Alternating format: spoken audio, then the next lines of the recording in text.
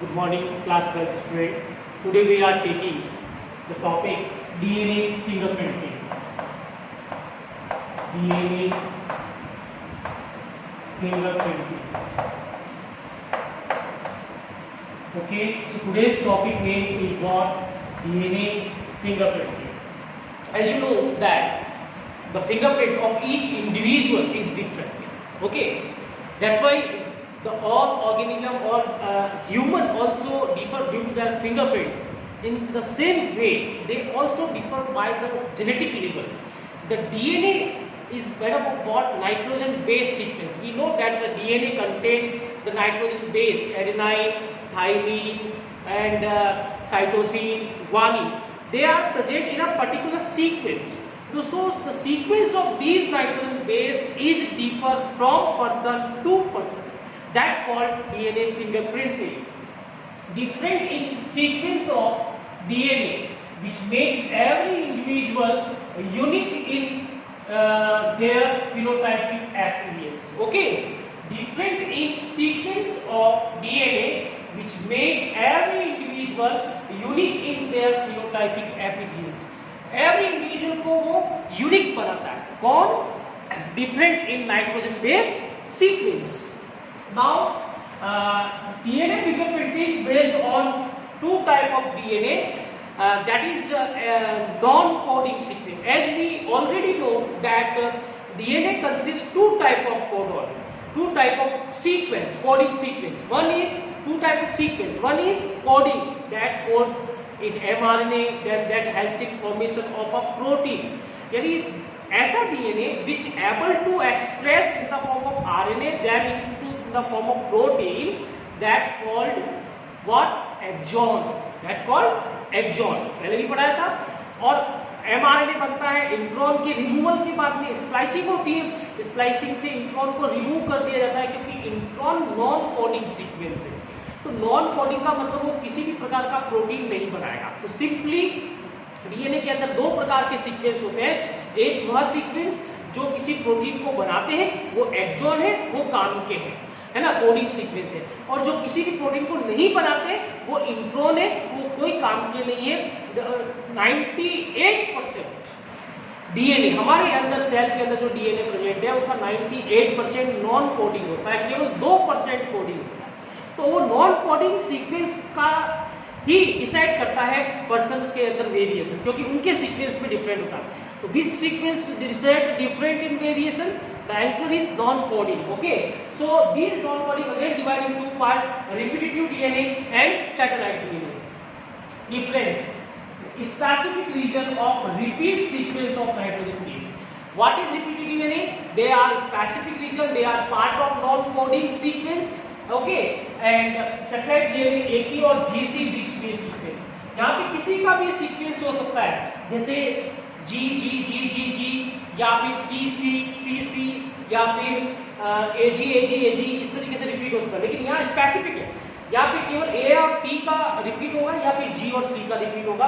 Okay, next difference: repetitive DNA present near centromere. Chromosome के centromere के पास, जैसा आपको पता है कि क्रोमोसोम जो होता है, क्रोमोसोम इस तरीके से होता है. तो क्रोमोसोम के मिडल में सेंट्रोमियर के पास में कौन सा प्रेजेंट होगा, यानी कि इस हिस्से में यहाँ पर कौन सा पार्ट होगा? Repetitive DNA. यहाँ पे कौन सा पार्ट होगा? Repetitive DNA. और जो कॉर्नर होते हैं प्रेजेंट एट टीलोमियर, जो कॉर्नर होते हैं, कॉर्नर के ऊपर, कॉर्नर को टीलोमियर कहते हैं. कॉर्नर पे कौन प्रेजेंट होगा? Satellite DNA. Okay, separate from bulk DNA, bulk genome DNA as large peak. यानी कि अगर इनके अंदर डेंसिटी ग्रेडियंट सेंट्रीफ्यूगेशन किया जाए, एक सेंट्रीफ्यूगेशन प्रोसेस होता है जिसके अंदर डीएनए को टेस्ट ट्यूब में डालकर हाई डेंसिटी पे रोटेट करवाते हैं, तो उसके अंदर यहाँ जो पीक बनेगा, कंप्यूटोग्राफी के अंदर पीक जो बनता है उसका एक ग्राफ बनता है, उसमें लार्ज पीक बनेगा और इसके अंदर स्मॉल पीक बनेगा. ये डिफरेंस बार बार बोर्ड एग्जामिनेशन में पूछे जाते हैं. तो आप दोनों रिपीटिव डीएनए और सेपरेट तीन डिफरेंस याद कर लीजिए, क्योंकि ये क्वेश्चन आता ही है, डेफिनेटली आता है. Now about another term, polymorphism. What is polymorphism? Polymorphism का मीनिंग है, मॉर्फिज्म मतलब phenotypic character, external character, poly मतलब अलग अलग. So variation at genetic level arises due to mutation. Definition याद कर लीजिए, एक नंबर का क्वेश्चन आता है, variation at genetic level arises due to mutation is called polymorphism. And what about DNA polymorphism? Sir polymorphism की डेफिनेशन क्लियर हो गई, लेकिन अब डीएनए पॉलीमॉर्फिज्म क्या होता है? तो allylic sequence variation called DNA polymorphism. Genetic level का पॉलीमॉर्फिज्म है, लेकिन क्रोमोसोम के अंदर डिफरेंट है तो वो पॉलीमॉर्फिज्म। लेकिन एलेलिक लेवल, जीन लेवल का, जीन में भी एलेलिक लेवल यानी नाइट्रोजन बेस सीक्वेंस का जो वेरिएशन मिलेगा उसको हम क्या कहेंगे? डीएनए पॉलीमॉर्फिज्म कहेंगे। Now another definition, RFLP restriction fragment length polymorphism. Restriction fragment को हम इस तरीके से समझना पड़ेगा कि डीएनए के फ्रैगमेंट, डीएनए को छोटे छोटे टुकड़ों में काटा जाता है। DNA is break down into small species, small fragment by the help of restriction endonuclease enzyme. So the length of that fragment is different from person to person. मेरे अंदर उसकी लेंथ अलग होगी, किसी दूसरी पर्सन में उस फ्रैगमेंट की लेंथ अलग होगी। That called restriction fragment length polymorphism. Okay, now the definition देख लेते हैं। plant DNA by RE is vary in length from person to person। यानी जो plant DNA है, जो DNA का फ्रैगमेंट है जिसको रेस्ट्रिक्शन एंडोन्यूक्लियेज एंजाइम कट करता है, उसकी लेंथ एक पर्सन से दूसरे पर्सन में डिफरेंट होगी। That called RFLP। ये डेफिनेशन भी बोर्ड में बार बार पूछी जाती है। Another definition is VNTR। पूरा नाम याद कीजिए पहले, variable number of tandem repeat. Variable number of tandem repeat. Variable अलग अलग, नंबर किसका? रिपीट का। रिपीट का नंबर अलग अलग है, यानी एक ही डीएनए के अंदर जो रिपीट का नंबर है वो अलग है। मेरे अंदर अलग, पर्सन टू पर्सन अलग हो सकता है। एक डीएनए के अंदर भी एक किनारे का रिपीट का नंबर अलग है, दूसरे किनारे पे रिपीट का नंबर अलग हो सकता है। That called, it is also called mini satellite. Satellite DNA show high degree of polymorphism. जो सैटेलाइट डीएनए होता है वो high degree of polymorphism show करता है, जो पॉलीमॉर्फिज्म होता है। किसी के अंदर 4 बार सीक्वेंस रिपीट हो रहा है, किसी के अंदर 6 बार हो रहा है, किसी के अंदर 8 बार हो रहा है। That called VNTR। या एक ही डीएनए में अलग अलग जगह पहले 3 बार रिपीट हुआ, फिर 5 बार रिपीट हुआ, तो इसको variable number of tandem repeat कहते हैं। तो ये सारे डेफिनेशंस डीएनए फिंगरप्रिंटिंग से जुड़े हुए हैं, जो हम आगे डिस्कस करेंगे। पहले आपको समझना है रिपीटेड डीएनए का मतलब क्या होता है, फिर सैटेलाइट डीएनए का मतलब क्या होता है, दोनों में डिफरेंस याद कर लीजिए। पॉलीमॉर्फिज्म का मीनिंग, फर्स्ट डेफिनेशन की डेफिनेशन आप याद कर लीजिए। First polymorphism, second DNA polymorphism, third RFLP and fourth is VNTR। So let's discuss VNTR again.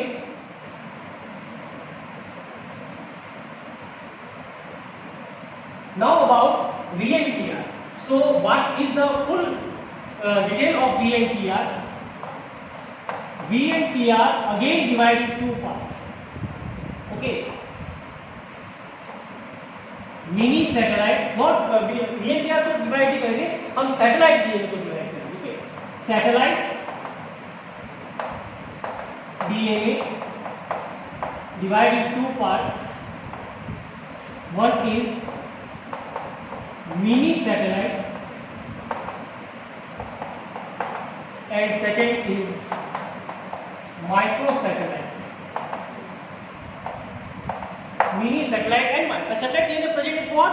Corner, telomere. They are present at telomere, corner of the chromosome. Okay, mini satellite contain repeat sequence 10 to 60 base pair. कितना repeat sequence होता है? या तो 10 nitrogen base का या 60, 10 to 60। इसमें contain repeat sequence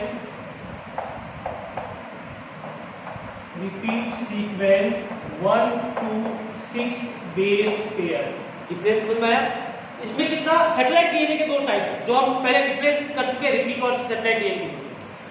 इसमें 10 to 60 base pair का डिफरेंस है, इसमें 1 to 6 बेस पेयर का डिफरेंस है। Now second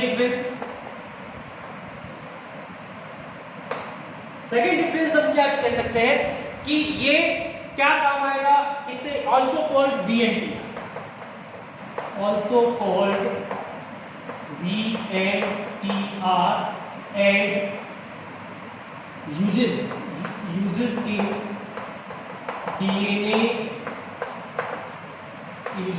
DNA fingerprinting and variation at linkage,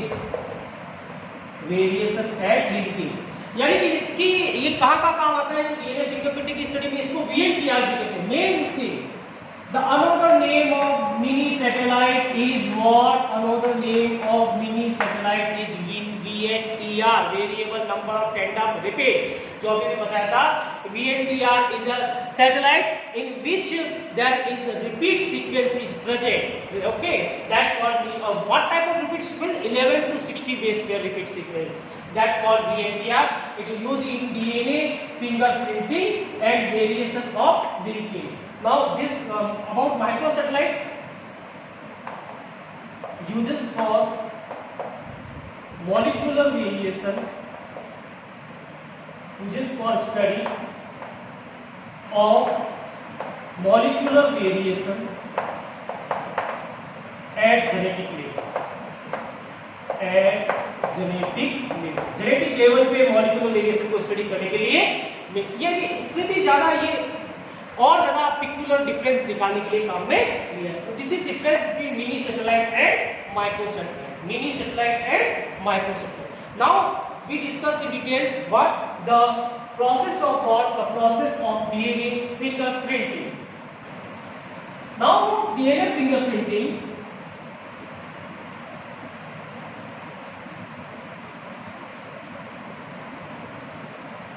okay, so DNA fingerprinting,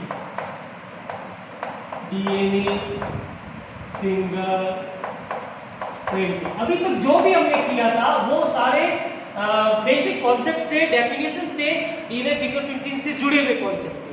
now about DNA fingerprinting, देखिए सबसे पहला कॉन्सेप्ट जो होता है वो रहता है कि आपको डीएनए को आइसोलेट करना है। कोई भी सेल है, सेल में से डीएनए को आइसोलेट करता है, तो आप यहां सबसे पहले लिखोगे आइसोलेशन ऑफ डीएनए। आपने डीएनए को आइसोलेट कर दिया, डीएनए को सेल में से अलग कर दिया, ओके। आइसोलेट करने के बाद में लिखोगे कट द डीएनए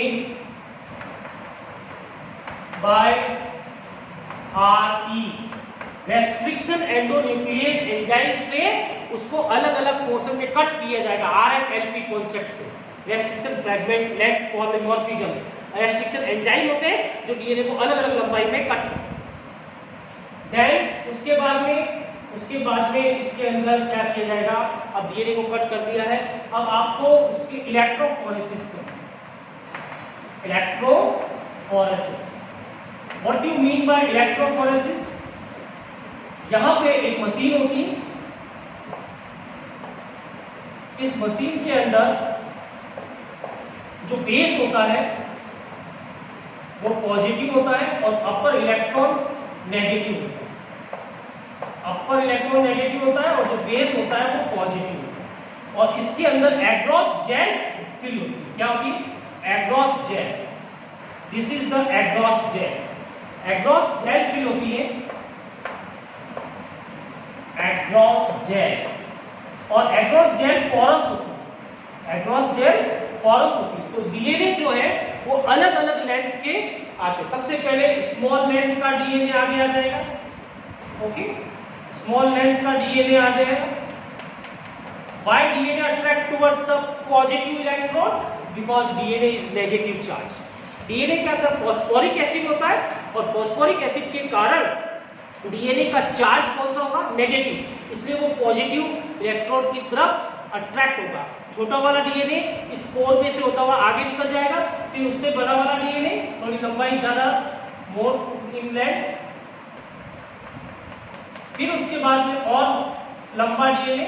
तो DNA of different in length arrange according to their length.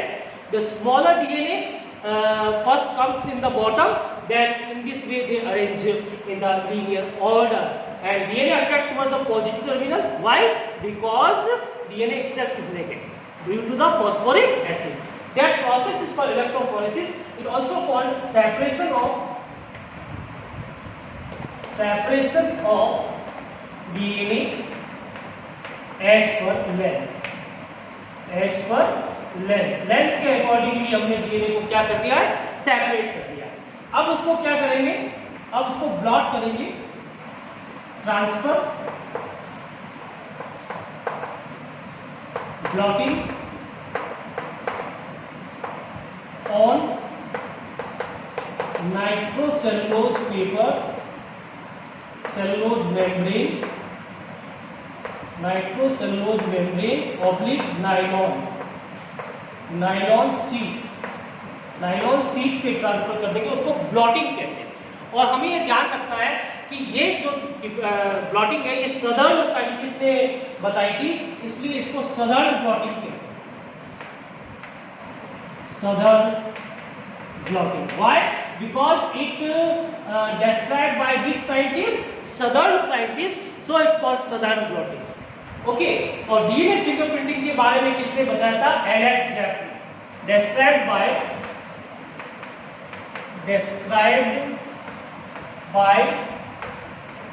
Alex Jeffrey. किसने डिस्क्राइब किया था? एलेक्स जेफरी ने डिस्क्राइब किया था। उसके बाद में ब्लॉट हो गया, हमने इसमें से डीएनए निकाल के एक सेलुलोज, एक पेपर पर, एक वाच ग्लास में ले लिया, और वाच ग्लास के अंदर क्या है, नाइट्रोजन सेलुलोज पेपर है, और उसके ऊपर अपने डीएनए को ट्रांसफर कर दिया। डीएनए अलग अलग लंबाई में यहाँ पे आ गया। अब इनको हाइब्रिडाइज करेंगे, hybridize by VNTR probe and they are label, यानी कि हमारे पास में जो नॉन ऐसे डीएनए के छोटे छोटे टुकड़े हैं जिनका सीक्वेंस हमें पहले से ही पता, और उनके अंदर रेडियो एक्टिव नाइट्रोजन वगैरह लगे हुए हैं, रेडियो एक्टिव लेबल्ड है, यानी कि उनको एक मशीन से पढ़ा जा सकता है, सीक्वेंस हमें पहले से पता है। That is called hybridized of VNTR probe। इनके साथ में, इन डीएनए के साथ में हम क्या करेंगे, सपोज मान लीजिए ये एक डीएनए है, और इसके ये अननोन डीएनए जो हमने इससे ऑब्टेन किया था, इसका सीक्वेंस पढ़ना है तो हम छोटे छोटे टुकड़ों की जो नॉन डीएनए है उनकी सहायता से सीक्वेंस पढ़ेंगे। अगर ये जुड़ जाता है तो इसका मान लीजिए सीक्वेंस ATCG है, तो सामने वाले का A के सामने T के सामने A, ऐसे हम सामने वाले का नाइट्रोजन स्पेस सीक्वेंस पढ़ सकते हैं। तो इसको हाइब्रिडाइजेशन कहते हैं। और पढ़ेंगे कैसे, क्योंकि नेकेड आई से तो नहीं दिखेगा, तो पढ़ेंगे कैसे, रीड बाय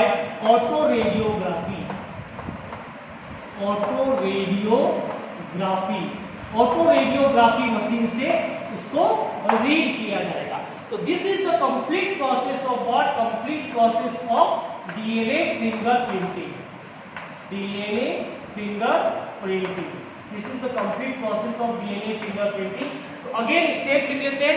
फर्स्ट, पहला स्टेप क्या था,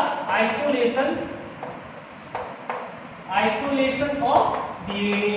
पहले स्टेप याद कर लीजिए, फिर आप इसको डिस्क्राइब कर सकते हो। Firstly we isolate the DNA from the cell, है ना, by centrifugation process. Okay, second पहला फर्स्ट प्रोसेस हमने क्या किया, आइसोलेशन ऑफ डीएनए। सेकंड किया cut the DNA by RE। Second हो जाएगा cut the DNA by RE, restriction endonuclease enzyme, restriction endonuclease enzyme से हमने क्या कर दिया, डीएनए को कट कर दिया। उसके बाद में क्या किया, separation of DNA. Third point, electrophoresis, separation of DNA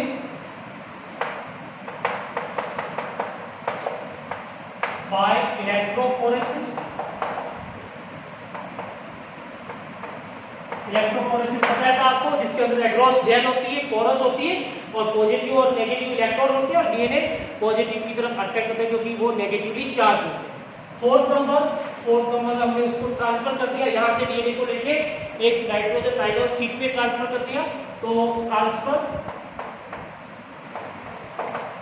of DNA, जिसको हमने क्या नाम दिया था, डॉटिंग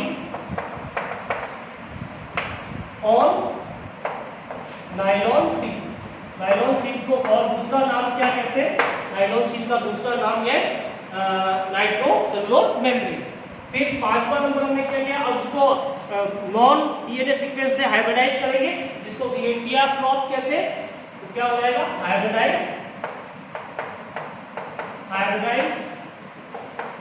the unknown DNA by non labelled VNER prop, इनको prop कहते हैं। prop means small piece of non DNA, और वो रेडियो एक्टिव होते हैं, लेबल्ड होते हैं, ताकि आप उसको आसानी से स्टडी करेंगे किससे, last point, DNA sequence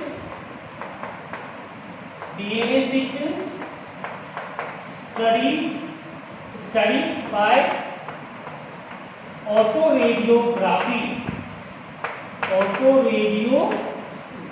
ऑटोरेडियोग्राफी machine से उसका सीक्वेंस स्टडी करेंगे। तो हमें अननोन डीएनए का नाइट्रोजन बेस का सीक्वेंस पढ़ सकते हैं। इस the process of reading the nitrogen base sequence of every person is called DNA fingerprinting and that described by Alex Jeffrey. These are the step of the process and this is the diagram of the process. So friends, students, आपको concept समझ में आएगा। ये question 5 number का आप note कर लीजिए, definitely इस बार आपके सीबीएसई एग्जाम में ये आने वाला है, क्योंकि ये बहुत ही इंपॉर्टेंट है। सो आपको ये लेक्चर समझ में आ गया होगा। So good day to all.